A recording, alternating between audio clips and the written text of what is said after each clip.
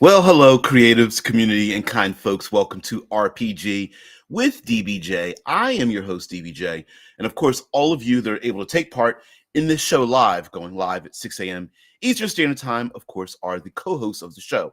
And we are still delving down um, our interest in the Day of series, using it as a prompt for our tabletop role playing experiences. And a comment came up yesterday, and I thought it would be kind of interesting to delve into the origins of some phrases that happen to spread across a society. And a lot of times, a turn of phrase, or I actually couldn't find out what the specific term means, but it's the idea that we have a word or a couple of words or a phrase, and by speaking them, it both teaches us a lesson and gives us an indication of history. And sometimes, just sometimes, an innocent phrase now has very dark origins in the past. And I thought we would kind of go through some a little bit of history about it, and then, because this is a tabletop role playing channel, this isn't a history channel, this isn't a political channel or anything like that. We would use that information to basically give us some prompts when we're stuck creatively. Maybe there's some prompts we can use in our own games. Um, yeah, there are two main indicators or historical events that happened very close together. And a lot of times when we come up with these different phrases, and of course the phrase we're going to use, sorry, I didn't mean to keep you in suspense. The phrase we're going to use is "don't drink the Kool-Aid," and its various permutations. And oftentimes a phrase will come up because a number of events, even though they may not quite be related, have a thematic relation as well, and then it get conflated together. So yeah, Dead Man, one of our moderators and here lifelong individual, says that the phrase "don't drink the Kool-Aid" comes from 1978, when the Jonestown group, led by Jim Jones as their leader, used Kool-Aid to mask the taste of potassium cyanide in the drinks. Um, let's see. Also, though the phrase does go back to 1968, which is 10 years prior, with the non-fiction book, The Electric Kool-Aid Acid Test. Yes, very much. And a common parlance of "don't drink the Kool-Aid" means don't take the propaganda too far. Now, if we want to be fair, the 1968 is the first mentioning of it as far as a nonfiction book. And that one dealt with the idea of hiding LSD in a sugary drink, literally the brand name Kool-Aid at the time. Now, when it came to the far more despicable one with the Jonestown event, um, by all accounts, they didn't use the brand name Kool-Aid. It was just a sugared, powdery mixture. And of course, when you need to tell somebody some information, even the authorities refer to as Kool-Aid, much like in modern day, we think of things like Kleenex and Xerox and Coca-Cola and Pepsi. Sometimes a brand name takes on a life of its own. It's very easy to describe a brand name than trying to skirt around the idea. Of course, a brand name itself ends up becoming identified with a particular event and such like that. Yeah, shit, Lords even mentioned, like, yeah, high fructose corn syrup, a communist plot to destroy America. you know, um, could it have been? Yeah, there's a lot of things were blamed for, like trying to take down or support or manipulate a society or government or something like that. And it's the reason why I think this is interesting for our place is because, man, we could even use this. We don't have to do this before a game starts. The players could have involved themselves in a very public and very life-changing environment, and during that, whatever the adventure was or the exploration or whatever, maybe a word or a turn of phrase becomes synonymous with the actions of our players, and that's kind of a fun, a little bit of like an immortality in a way. When someone mentions something, now it is true that the term "don't drink the Kool-Aid." Let's see, it goes into a little bit more detail here in oops, a little bit more detail in. Sorry. Little sick here. Mm. I apologize. Okay, so drinking the Kool-Aid is most strongly believed and accepting in a deadly, deranged, or foolish ideology or concept based only upon the overpowering coaxing of another. The expression is also used to refer to a person who wrongly has faith in a possibly doomed or dangerous idea because of perceived potential high rewards. The phrase typically carries a negative connotation. It can also be used ironically or humorously to refer to accepting an idea or changing a preference due to popularity, peer pressure, or persuasion. In recent years, it has evolved further to mean extreme dedication to a cause or purpose, so extreme that one would drink the Kool-Aid and die for the cause. Now, the 10 years prior to the Jonestown incident, and we'll go into that in a little bit, um, there was a huge move of counterculture in the United States. Some people would refer to it as like a hippie movement, a a desire to get away from the what at the time was perceived extremely hyper capitalism and move over into a more communal socialist style of living, and much of that was brought about by now we have uh, greater drug manufacturing and the ability to process drugs, so a lot of psychedelic drugs were at the time. And so the um he's so funny. There's lords. Yeah, I'm not saying it was communist, but it was communist. Yeah. Um, as happens in many cultures, cultures vacillate between extreme liberalism to extreme conservatism, moving back and forth by through generation to generation. And during this time, there was a huge movement for that.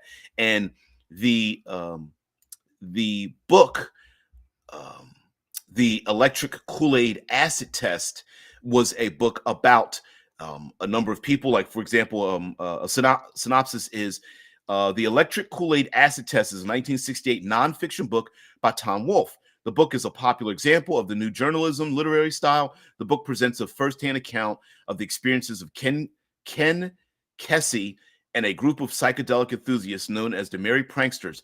And they drove it in a multicolored school bus known as the Further, and they would take LSD mixed in with Kool-Aid and talk about their experiences and desire for people to ascend to a higher level of uh, psychologic and psychedelic community, basically, in essence, leaving one's body and merging together collectively. Now, of course, that this is so counterculture that even the idea of telling young folk to, hey, why don't you take drugs and live in communes, was a very antithesis to the current state of affairs back in the 1960s. And that carried on through that time until the Jonestown incident in 1978. Let's see what our co-hosts here have to say. Deadman says, or there's Baby, It's Cold Outside. That song has the lyric, What's in this drink? Yeah. There's a bit of like that's why the title I was like, what's in my drink? Like, what did you put in there? Yeah. Sorry, going backwards a little bit here. Um Beno says, yeah, you must be kidding. You think the communists had food? Oh, so bad. It's supposed to be way worse for you than regular sugar. Yeah, high fructose corn syrup. Yep. Um, it was the government subsidizing agriculture. Farmers grew more corn than they could sell. Ethanol in the gasoline too. That is true. That is very true. Mm-mm-mm. I didn't know about the song lyric that in Baby It's Cold Outside and What's in This Drink. Now I'm sure the song related to, adding a little bit of alcohol to it, get people a little warm and tipsy, but yeah, maybe you shouldn't be putting things in drinks that other people don't know about.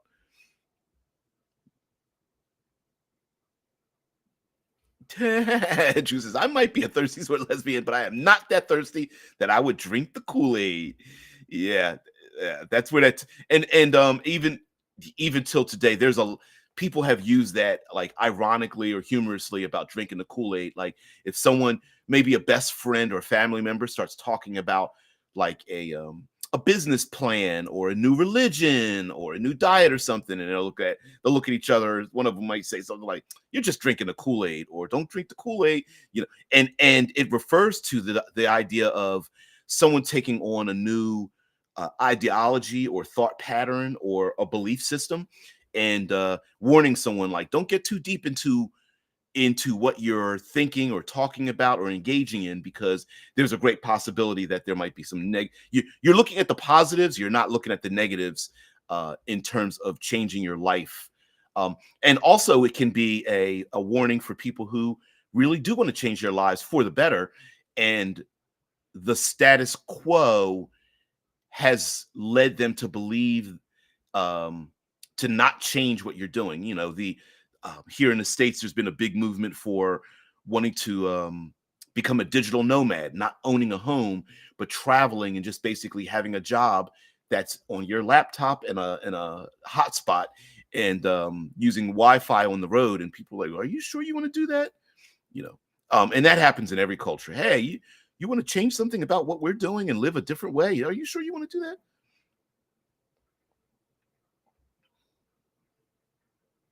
Mm-mm-mm.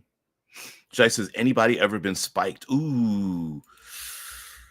I think in a weird way, there's a little bit of a rite of passage, at least back in my day, where you would have we ended up calling it bug juice. It's basically everyone bringing something and you pouring it into a big bowl or pitcher and sharing it amongst everyone, which is not necessarily safe, but whatever. Yeah, the primary source for corn syrup is not corn, but sugar beets. The sugar industry uses bleach mixed in with the corn syrup to bleach the red color out of the extracted corn syrup. Mm-mm-mm. No love for good old coral laurel hydrate. I'm not familiar with that. Going to play somebody put something in my drink by the Ramones as today's national anthem. Yeah. Oh no! Oh no! Yeah. So I said, shit, I should become a digital nomad. Damn relationships and guitar collection. Yeah. Shai says, I've been spiked twice. Ooh, that's terrible. So now look, we've let me give a little bit of an overview for those who are not familiar with it, especially young people, not familiar with the Jonestown incident. So the Jonestown incident involves a cult leader known as Jim Jones. And this individual was a proponent of again during this particular time, a proponent of socialism, Marxism. As a matter of fact, and I'm getting this from Wikipedia, says that he created the People's Temple and was formed by Jim Jones in Indianapolis, Indiana, in 1955. Though its roots and teachings shared more with Christian revival movements than with Marxism, it purported practices what it called apostolic socialism. In doing so, the temple preached that those who remained drugged with the opiate of religion had to be brought to enlightenment and socialism. Jones had an interest in Joseph Stalin, Mao Zedong, Adolf Hitler from a young age, and would later frequently praise Stalin and Vladimir Lenin as heroes. Ooh. He was also upset with the persecution against the Communist Party in the USA and was fascinated with the influence of religion. In the early 1960s, Jones visited Guyana, then a British colony, while on his way to establishing a short-lived temple mission in Brazil. And this, unfortunately, this cult leader began getting more and more paranoid. It was taking the small town in South America and flooding it with immigrants that were um, coming to his compound, many of which could not leave the compound either through social pressures and then eventually through armed guards. And at a certain point, felt that the compound would be taken over and wanted the people to flee. And instead of fleeing to the Soviet Union, they had practice moments of basically drinking the corn syrupy, sugary, powdered drink mixture with a great taste, and taking practice methods with families and children and such, in which they would prepare themselves to ascend, to escape, to better martyr themselves and to be captured and brought back into a capitalist society. And unfortunately, during this time, um, there was the death totaled the People's Temple Agricultural Project, better known by its informal name, Jonestown, was a remote settlement established by the People's Temple in Guyana, an American cult leader under the leadership of Jim Jones. Jonestown became internationally infamous when, on November 17, 1978, a total of 918 people died at the settlement and at the nearby airstrip and at a temple-run building in Georgetown. The name of the settlement became synonymous with the incidents at those locations. In total, 909 individuals died in Jonestown itself, all but 2 from apparent cyanide poisoning, a significant number of whom were injected against their will in an event termed revolutionary suicide by Jones and some People's Temple members on an audio tape of the event. And very much so. Such a, such an incident shaped the way we think of and carried on this idea of drinking the Kool-Aid. And I don't know this for a fact, but I'm sure that the terminology of drinking the Kool-Aid 10 years prior probably instituted itself, kind of virally spread through the population in terms of changing one's mindset of it. Compared to today, I would say it would be like the red pill, blue pill, black pill kind of thing, like taking a concoction that would wake you up from being asleep. And this very horrific event happened. And unfortunately, of course, the living surviving members of that particular incident looked down upon people using that terminology in an ironic or humorous way, of course, but you can't stop how people identify histories and things like that. Let's get back into our co-hosts here. Shai says, went to the doctor and tested positive for gamma hydrobutyric acid in terms of being spiked. And that's a horrible thing. In many ways, that's why when you go to outings with alcohol and such, it's encouraged for you not to have someone else pour your drink unless you know what's in it or you see them performing it.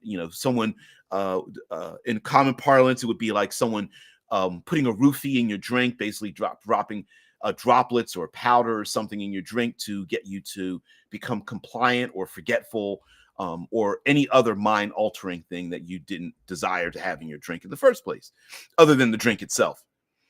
Shai says, is there a D&D Fantasy Jonestown Massacre? I doubt it. Even if there was one, today they would have, they're not going to bring that up. It's also, despite the fact that we have flesh-eating monsters in Fantasy Dungeons and Dragons, there is the idea of having like a mass, suicide or something like that. It far too, even in a fantasy concept, I don't know if we would have something like that written in a canonized history. But could something like that happen in your own fantasy game? I don't know if I would encourage it, but yes, and in a fantasy context, how to explain the idea of ascending or transcendence or something of that nature, or having a veil lifted off of one's eyes, could very much lead down that path without having the death of families and children and things like that. Deadman says that there have been a few campaigns based on the concept of a mass suicide.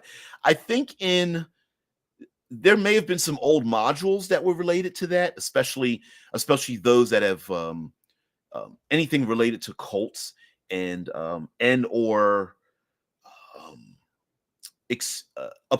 obsession in terms of relationships, and how someone falls for someone else, like a Romeo and Juliet style of thing. I couldn't tell you which adventure modules back in like the 70s and 80s, maybe early 90s, but yeah. Count Dankula has a great account of the whole Jonestown story. Hour-long extravaganza. Oof, ooh. 40K. Isn't 40K based on a mass sacrifice, a daily one? I think there's something like that in 40K. Hey, Sadre. What's going on? Yeah, Drew says, don't take the red pill. Yeah. Cults in most fantasy games are done poorly, since too often people forget that those usually require a charismatic cult leader to be around. Yeah, absolutely. A video came across my feed about how cults are done incorrectly. Because in many ways, before the cult becomes the murderous, sacrificial, red and black color scheme that we normally think of in cults and fantasy that our big damn heroes are trying to stop. Before that event, many times the cult starts off very small, innocently, with a charismatic cult leader, and there tends to be a far greater amount of positives for the cult, and many people just ignore the cult as being very benign, and such, before it starts to grow into its starts generating a gravity and pulling people away from the perceived civilized society. And so, yeah, a lot of times before you get to to all the sacrifices and things, usually there's hey, this place is a safe place to be. It's communal. It solves many of our problems, and people get love bombed, and before they are separated from their friends and family and things like that. There's you can look it up. There's stages to joining a cult as well. Okay, I'll look it up. Stages to joining a cult. There we go. 8 steps to mind control. How cults suck ordinary people in. What are the 7 elements of indoctrination? Let's go through those. Let's see if we find some of these answers here. Anyway, let's go on and see what you guys have to say. Ha! Oh wow, yeah, maybe, yeah. Beware of gnome wine. Yeah, fake creatures going, drink this. It's okay. It's fun, right? Yeah, that's the um the drinking a thing and falling asleep and waking up isn't reserved for that. It's very much in fantasy and literature and things of that nature as well. So, and I'm sure a lot of that has to coincide with alcoholic drinking and things of that nature. So, yes. Yeah, I don't know if you could do a mass Kool-Aid incident in Obsidian Star. I could. If I really want to gain some infamy, I could find all the problematic histories and kind of recontextualize them and throw them into a role-playing game. I don't know if I want to go that deep, but maybe. Yeah, Day of NyQuil, please. I'm sick. I'll join the cult. Do they have halls? Yeah, Ricola. I know I'm going to need some of those today. Yeah, Deadman says return to the Temple of Elemental Evil had a room with a couple dozen dead bodies in it where they drank poison as part of a sacrifice to turn the people into undead. Yeah. Yeah, I knew it was in a few modules, but I couldn't name them. But Return to Temple of Elemental Evil. There, I'm sure there's some mega dungeons that have some element of that in them as well, if they involve cultists. At least if the cultists are no longer around. I'm sure there are you find skeletons. Clearly, they sacrifice themselves, drinking a poison or something like that. Taste of Banat says a lot of real cult leaders weren't very charismatic, though. Sometimes they just had the support of the military. In a militaristic kind of regime, yes. I guess thinking here in the States, it comes across as um, charismatic leaders.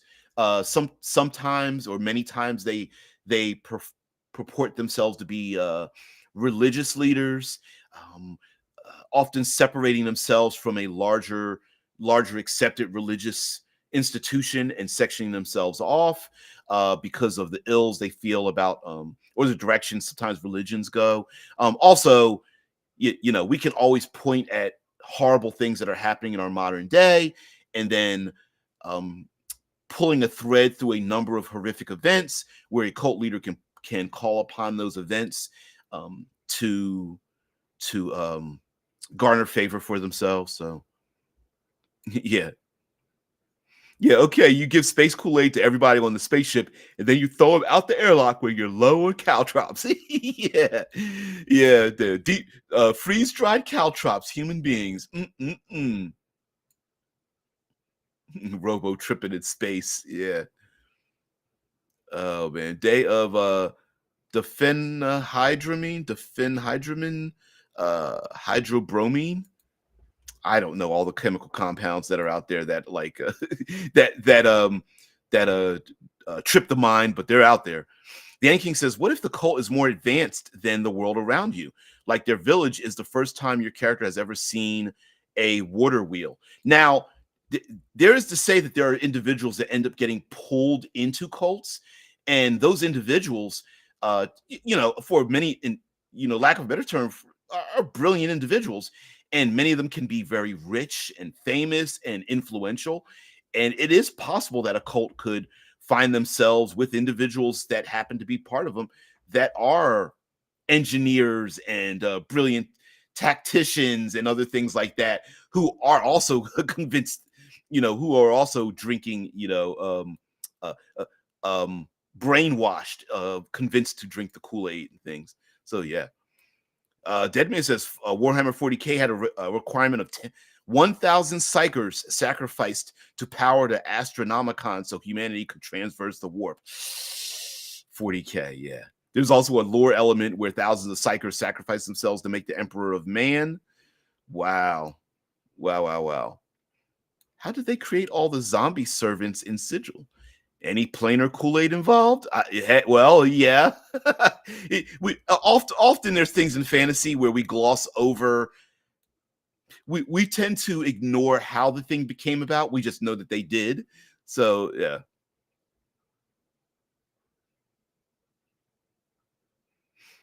Yeah, Drew mentioned. Don't go too political, but yes.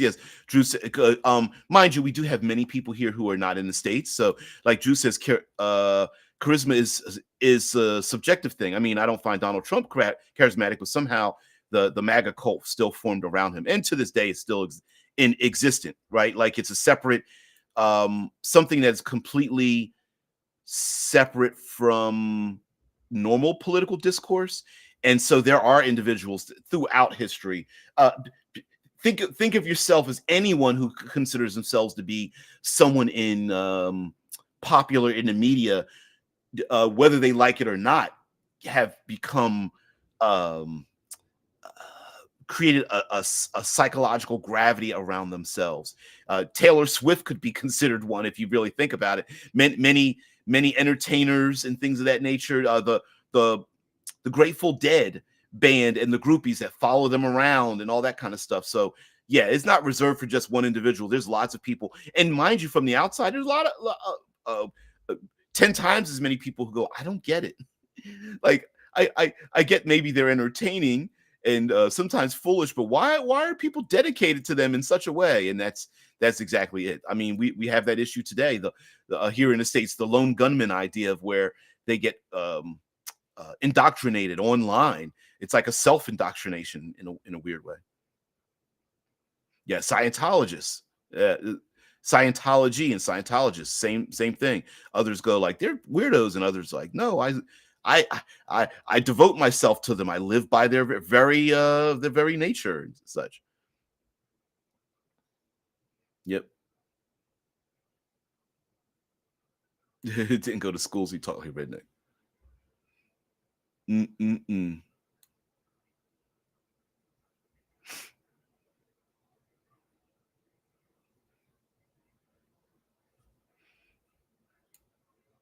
Yeah, dead man. I know it was going to argument the MAGA cult in the U.S. is like the farmers in Germany. I don't know that reference, but yeah, yeah. Talking politics seriously is a cult. Yeah, I mean, there's some people who, who believe like religiously, politically, socially, economically that what they believe in, that everything that they are associated with is good and all other things are negative, and there isn't this um, flow of positives and negatives in everything. And most people are like that, especially when you start talking about the extreme ends of religion, extreme ends of politics and such. And I think in fantasy, because I'm going to switch this around the tabletop, because we have to come up with like, well, if we're going to use this, if we're going to use these elements, what in tabletop role playing um can we pull from it? So, yeah. Marco Tasune says, in my experience, humans are social beings first. Logic and morals often come second. I agree with that. Sometimes you just need to be loud and obnoxious to make a connection, and oftentimes, we are pattern recognition machines. So as humans, we like to have our world explained to us, and when things don't make sense, it often throws us into a lot of chaos. We get upset about those things, and so in order to make sense of those, to make sense of the world, if someone can make sense for us, we tend to fall into those categories. And sometimes making sense means finding the most extreme conspiracy theories and believing the conspiracy theory than the fact that we just don't know something. And it's very difficult for people to become comfortable with not knowing a thing, that not having an answer, that um, five completely unrelated incidences, though happening near around the same time, might not have any connection at all. So anyway, the seven elements of indoctrination include a crossroads, the soft sell, a new reality, the dear leader, the enemy, peer pressure, a sociopathic narcissist. And these elements are used to shape and influence individuals' beliefs and behaviors in society. So here's an example. Indoctrination is a process used in societies to shape and influence individuals' beliefs and behaviors. In the context of the seven elements mentioned in the question, they represent different aspects of indoctrination. Excuse me. A crossroads. This element refers to the point where individuals are presented with a choice that will define their beliefs and values. And that, I believe, that's the point at which um, we feel there's an existential threat happening in the horizon, and we start, as pattern recognition machines, we start recognizing patterns. It's the end of the world idea, right? Things are happening around us, and we're like, there needs to be an explanation, and we're at our crossroads. The soft sell. It involves the use of persuasive techniques to gradually introduce and normalize certain beliefs, and that's where we get like extreme diets, right? Like it's like, no, it really works for you, and then other people say, yeah, it does work for you, and then our social media, there's other people who are like agreeing to the same thing, despite the fact there might not even be any scientific relevance, or um, you start receiving feedback that reinforces what your new thought is, and then because of how search patterns work on social media, you start to not see things that are counter to what you're looking for. Anyway, number three, a new reality. This element involves the creation of an alternate reality or worldview that promotes the desired ideology. And social media absolutely helps us do that, because it reinforces what we're looking for and gets rid of things that we're not looking for. Number four, the dear leader. It represents the charismatic and authoritative figure who leads and embodies the ideology. And that's where someone who is able to package your new thoughts says what you're thinking. You're like, oh, drinking the Kool-Aid, right? So, a phrase comes about that kind of encompasses all of it, and you go, ah, that's what that person's talking about. Number 5, the enemy. This element involves the creation of an external threat or enemy to reinforce loyalty and unity among followers. So you have to have a bad guy, right? And whether it's politics or religion or heck economics or whatever social paradigm you're falling into, there's usually a them, those over there, those people, the ones who are add a title to it, right? Whether it's an old title or you come up with a new title, it's always those people. And then you're with us, it's always those people are the enemy.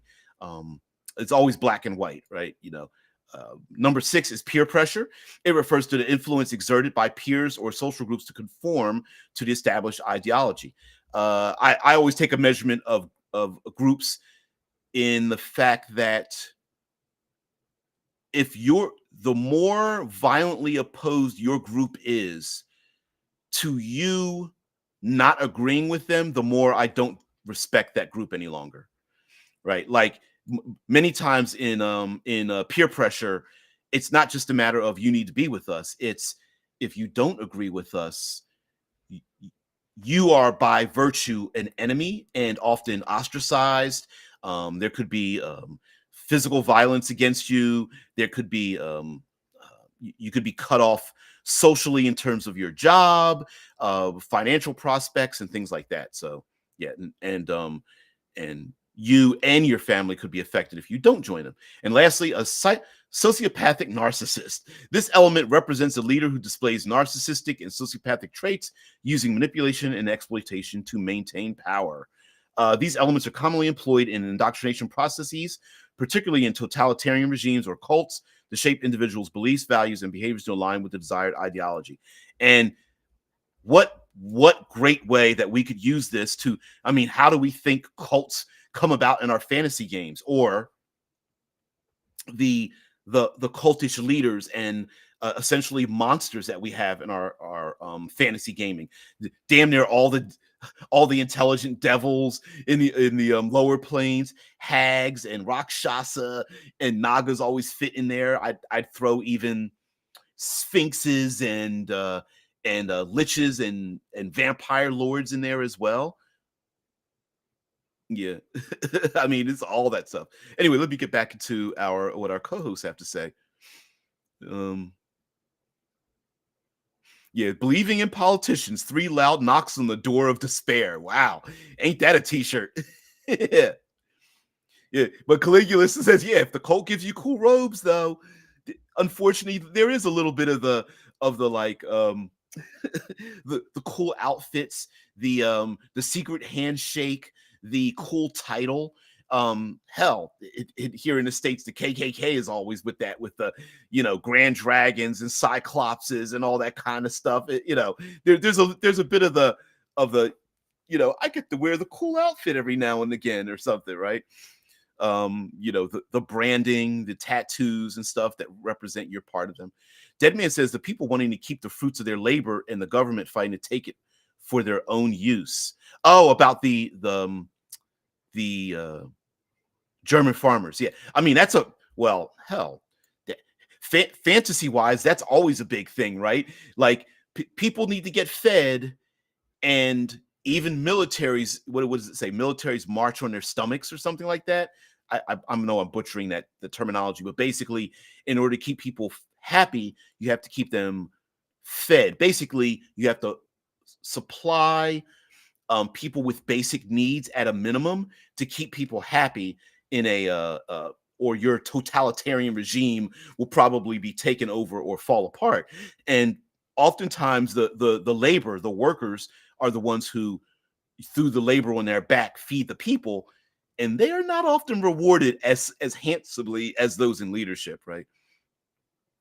Drew says, hereby our DBJ is no longer the third pillar of exploration in the hobby, but shall be called the cult leader of exploration from now on. Hey, no one's tried to knock me off my self-appointed post. It's really weird. Yes, life is indoctrination, I guess would be a truism. I mean, wherever we grow up, we are influenced by everything around us, right? It's the nature nurture thing. and we are nurtured by our environment. So sure. Dead man, yes, that is a line. It's the end of the world as we know it, and I feel fine. Right? Yeah, pacifying ourselves with drugs and other things to keep us pacified. Yeah, the Yankee says pattern recognition machines, PRMs. I think I might throw that into Obsidian Star some kind of way. Yeah, Shit Lords says, yeah, no normal person would take any of this seriously without being indoctrinated. Exactly. And unfortunately, the problem is like if you feel yourself waking up to the indoctrination, much like the movie They Live, wearing the glasses and you get to see the aliens that have invaded us. Um, a lot of people find that to be an existential threat and become even further separated from normal society. But the problem is that if everyone wakes up, then there is no normal society. You need to have um, some form of rules and things in place so that people are fed and clothed and educated and things like that. So yeah, it also always vacillates back and forth, and you always have people falling off on the extreme ends of some kind of ideology or politics or whatever. And what do those people do if they think that they're right and they should be in the middle? What do you do? Yeah, everything is a new realities these days. Yeah, it's going from complete indoctrination to not believing anything is real, which over analyzation brings about even ignoring reality itself. And yeah. The Yanking says a lot of this explains the satanic panic. A lot of people just assumed there were satanic cults hiding in their small towns and didn't let the evidence tell them otherwise. Absolutely. And um, hey, the satanic panic, just like drinking the Kool-Aid, satanic panic. That's a just talking about that.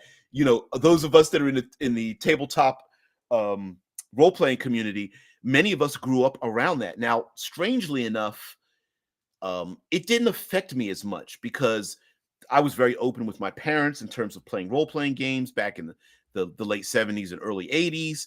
And even in my school, it kind of came up, but I lived in kind of a hippie-ish, liberal, kumbaya-ish type of environment.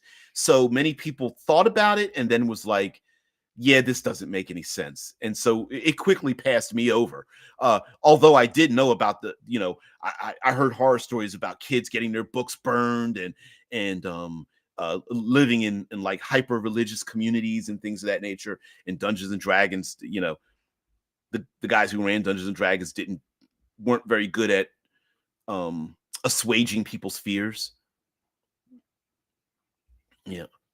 The Yen King says an idea, a good aligned figure goes into hell and starts a cult of forgiveness and love. You have to stop him because he's going to ruin the blood war. Yeah. You know what? There's a little bit. I think when we were doing our little part about going into the different realms of the outer planes, at least the older traditional ones, there was a little bit of that, of starting like cults of forgiveness, basically getting people out of the lower hells and getting them to safety and stuff. But it would be pretty interesting to have like a Kool-Aid drinking party down in the nine hells or in the abyss or something like that, and pandemonium or something, and waking up the demons and devils and Tanari and daemons and things like that. Mm-mm-mm. Oh shit. Mark Desune, I feel sad for the white mage who came to the KKK meeting thinking it was a wizard LARP. Yes, there is. Listen, this is very difficult. This would never air on television. There's an old episode of The Jeffersons. Yes, that television show, The Jeffersons. The black family, we're moving on up, right? To the east side, moving on up. And the building was having a gathering because they wanted to get rid of the problematic people. And George Jefferson goes to the meeting and is like overly enthusiastic and agreeing with like, yeah, we need to join up. And come to find out, it was basically a very thinly veiled KKK meeting. and stuff. It was pretty hilarious. It would never air on television today. The Jeffersons, and the All in the Family and those television shows dealt with that kind of stuff. And yeah, very ahead of its time. Yeah, shouldn't we just make friends with the mind flayers now? Yeah, the PRMs, the pattern recognition machines, the perms, or the perms, or the permas, maybe that. Oh, Drew, shit, I need to show you. Uh, I changed the name to the Urani.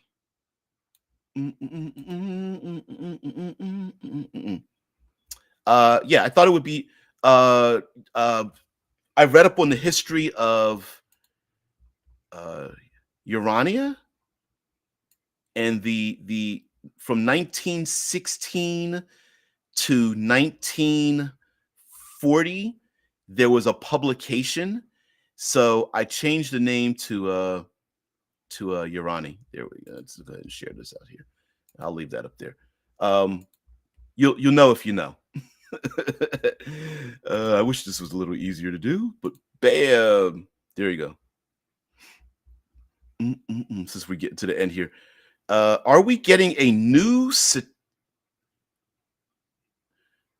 Uh, Are we getting a new satanic panic in Germany? My bandmate started it with his new fashion label. That's really weird. So lost children who grew up in the woods are the only normal, non-indoctrinated ones. I don't know. Caligula says Satan wasn't even in the Bible. The pearl clutchers just made him up. Yeah, you need an enemy too, right? America is Satan, at least in the Bible we grew up on. Yeah, yeah, yeah, yeah. There's a lot of that too. Yeah, I wasn't there. I wasn't there, just Lucifer the fallen angel, but they didn't really talk much about Satan much. Drew says, I dig that. Yeah, yeah, yeah.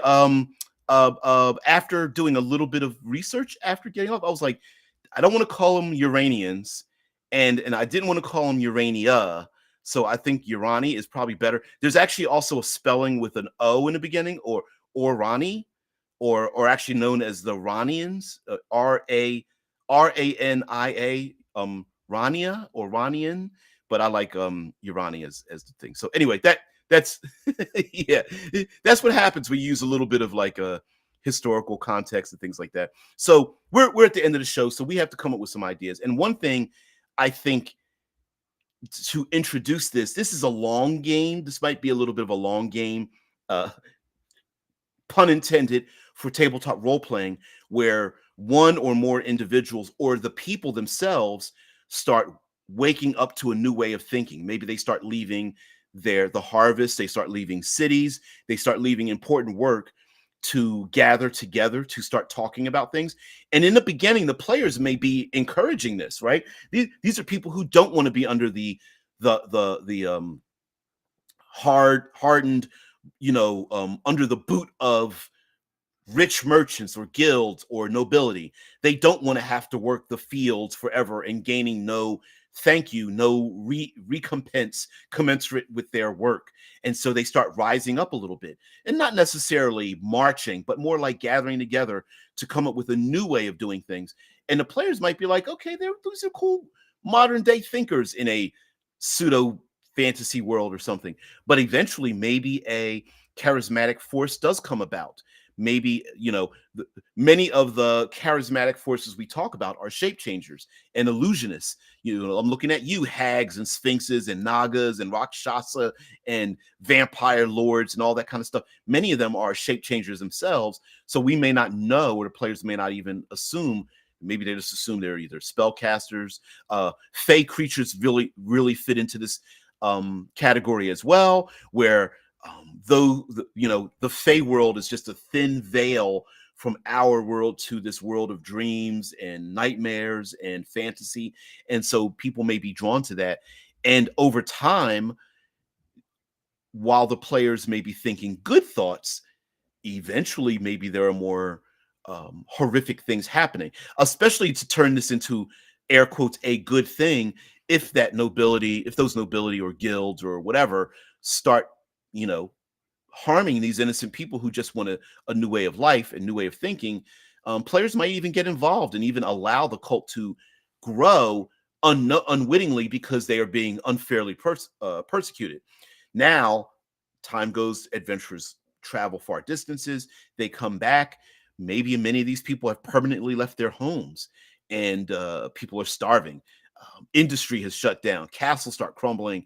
The trade routes start overgrowing because these people have walked away off into the woods to be in their own compound, led by one or more very charismatic leaders. And then the player characters maybe going like, "Oh, we left, but now we need to solve this other issue that we allowed to happen and whatnot." And what a great way to even have people who don't have magic powers, that are just charisma incarnate.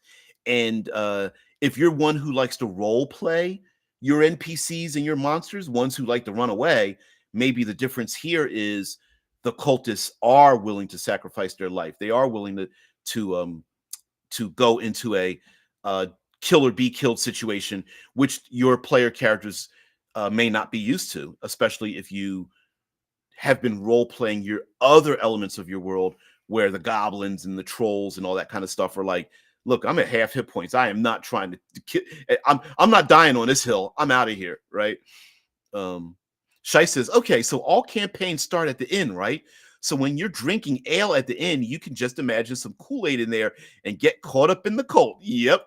And who's to say that you couldn't foreshadow this with a brand new sugary drink that people are drinking that's very innocent in the beginning, and then all of a sudden it's like people can't get enough of it. Yeah, that purple drink with fruit and a stalk of sugar cane in it to sweeten it up. Something could be very innocent and very fruity, and eventually it's like people can't get enough of it. I'm looking at you, good berries. Drew says the falling star was actually not Lucifer either in the Old Testament, but that was about some Babylonian king. Satan, however, is in the New Testament. I don't know anything about the Bible, like in terms of those ton of details. Angel must be so angry that Falcon is also there. Yeah. Over here in the background. Yeah, the where we got Falcon here, and then Angel way back there. That's like, my wings aren't mechanical yet. Yeah, until what he gets his wings cut off, and then I don't know, they did some weird thing with his origin, and then Angel really was angelic and stuff, and he had mechanical wings.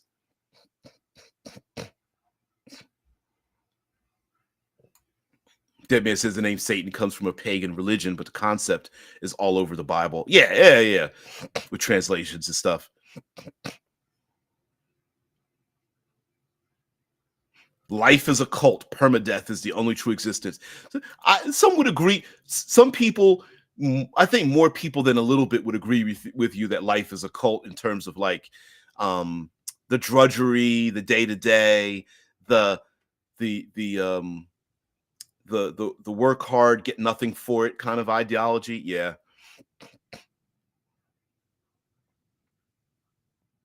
Mm, mm, mm, mm, mm. Yeah. Now, mind you, we don't necessarily need to have a demon devil worshiping cult.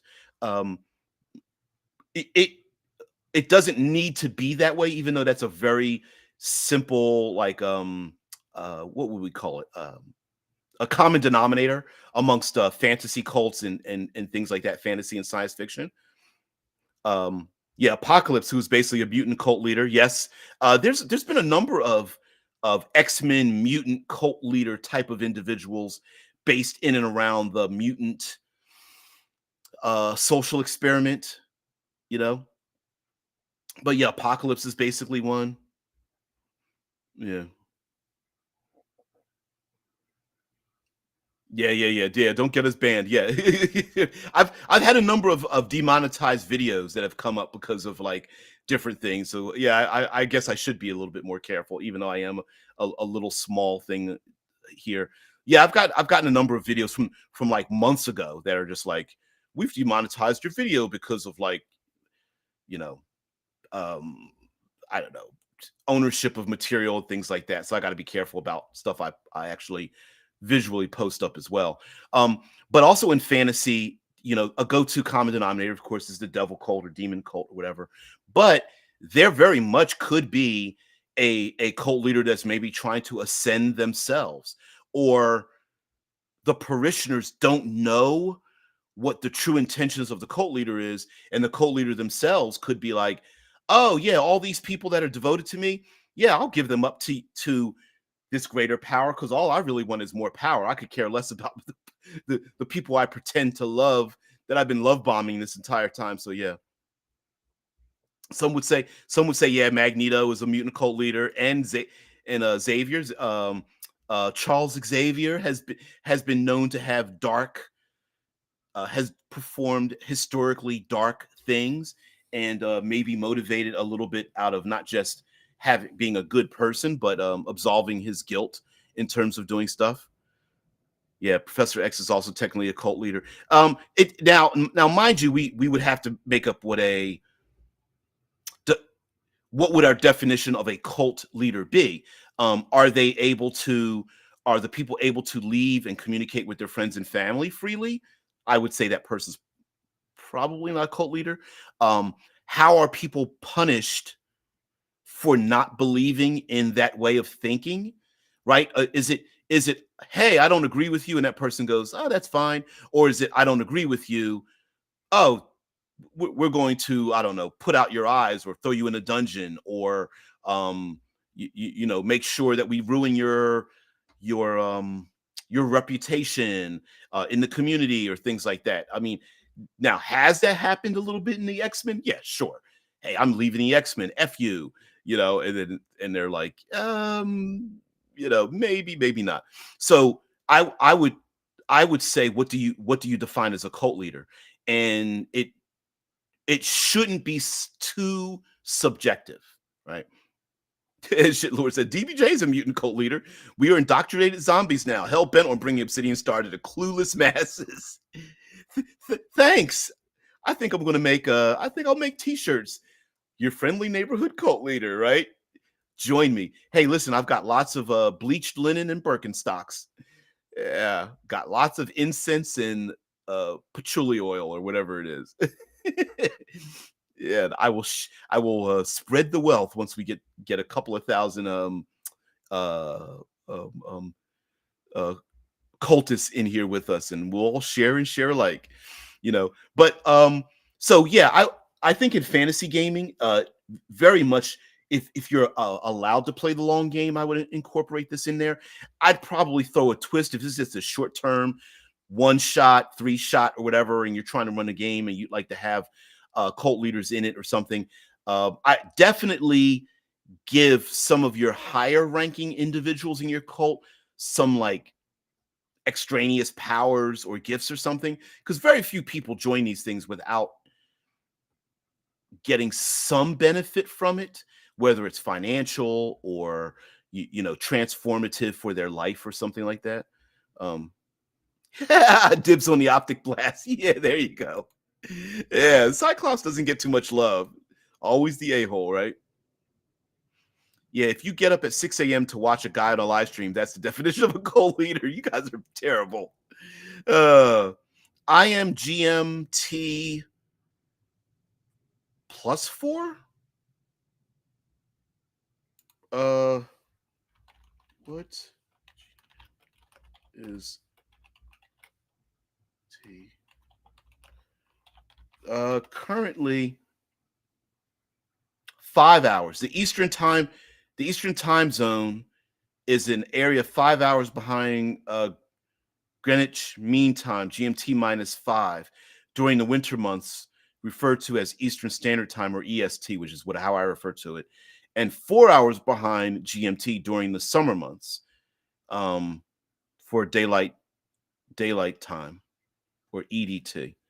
So currently we are 5 hours. So I'm at -5. Hmm. Yeah. Yeah, so it's so pretty early here. So 7 a.m. So guys, thank you very much for allowing me to talk about it. We didn't talk very much about this, using this as tabletop role playing, but that's essentially what I wanted to bring up. This idea of having a term that's used, maybe kids use it, people in the public use it, and maybe for me, the stream starts on noon, which makes DBJ my son Sun deity. That's awesome. Yeah, noon and 11. Banat says, yeah, we're not indoctrinated because the DBJ show is lunchtime for us. Yeah, it's pretty early over here. It's right now it's 7:02 a.m. So probably 5 hours would be noon-ish, just about noon. So yeah, that's awesome. How about cults in Obsidian Star? There are cults. There are like Paragon cults and things like that. Oh, we'll have to go over that. Maybe during the week of. Let's do it next week. We'll do a week of Obsidian Star and talk about that and coming up with cults and ideas and things that of that nature. Yeah, even in a far future utopia or air quotes dark utopia, maybe there are things like that. So anyway, guys, thank you very much. Thank you so much for spending your valuable time here with me. I do have to take a bio break. I feel the legs starting to shake a little bit. The bladder needs to evacuate pretty soon. So maybe a little too much information, but yes. Oh man. Shitlord's like, quick, tell us how to summon a tentacle monster. Uh, first, you need an unclean sphincter mixed with two parts cult leader. Oh man. Oh man. Anyway, guys, thank you very much so much for being part of the show. I really appreciate it. Thank you very much for being noontime cultists. Very rare to be out in the open day, being an indoctrinated cultist. So I thank you very much for that. Have an extra scone or a bite of a sandwich or a drink of your favorite beverage for me. I would really appreciate that. And unlike other cults, please feel free to go and do whatever. Enjoy your day. Spread the word of this channel, but also bring back some information back here so we can talk about it, guys. So anyway, have a great day. I will see thee later. Peace and tranquility.